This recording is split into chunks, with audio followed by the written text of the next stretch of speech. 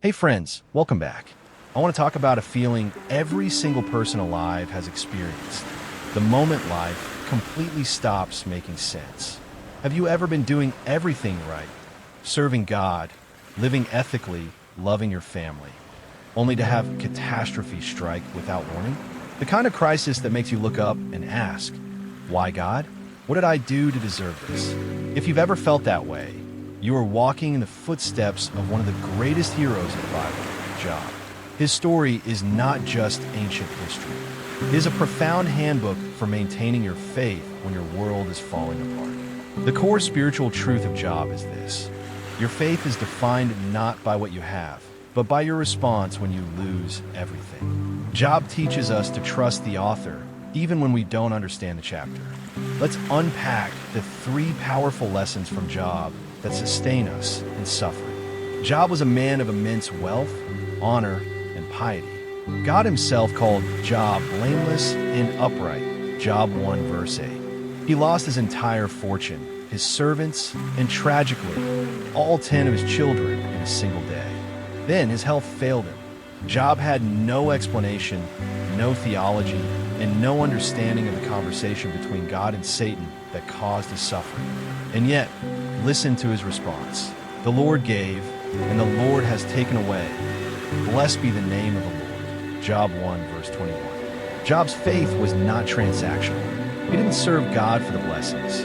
He served God because he is God. Our most profound spiritual growth occurs when our faith is forced to stand purely on God's character, not on our comfortable circumstances. When life feels unfair, that is when your faith is being refined into gold. Job's friends, known as the Comforters, arrived and spent weeks trying to convince Job that his suffering was a direct result of some secret sin. They insisted, God is just, therefore you must be guilty.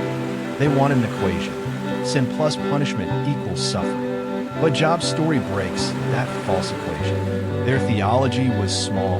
It couldn't contain the reality of God's sovereignty. They tried to put God in a box they could understand, which only brought more condemnation. The lesson for us is simple. When we suffer, we must reject simple answers. We must be careful about judging our own pain or the pain of others through a narrow lens of cause and effect. True comfort comes not from figuring out the why, but from clinging to the who, the sovereign God who is always good, even when the circumstance is not.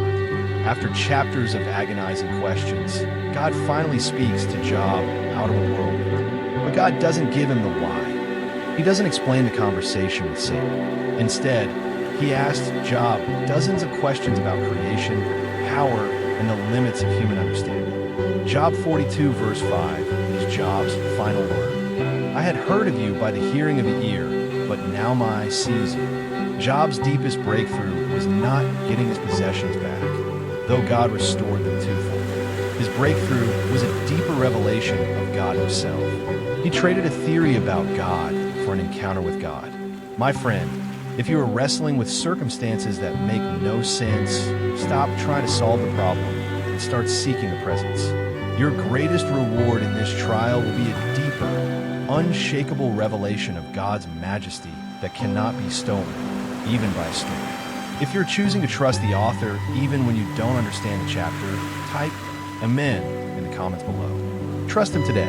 May the Lord give you the endurance of Job and the peace that comes from knowing he holds the world in his hands. See you next time.